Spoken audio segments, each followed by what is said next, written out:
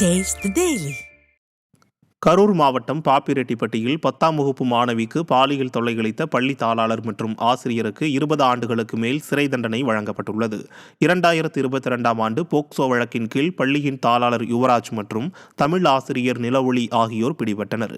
இதுகுறித்து விசாரணை நடைபெற்று வந்த நிலையில் யுவராஜுக்கு 23 ஆண்டுகள் கடுங்காவல் தண்டனையும் 1000 ரூபாய் அபராதமும், நிலவொளிக்கு 43 ஆண்டுகள் கடுங்காவல் தண்டனையும் 1000 ரூபாய் அபராதமும் விதிக்கப்பட்டுள்ளது.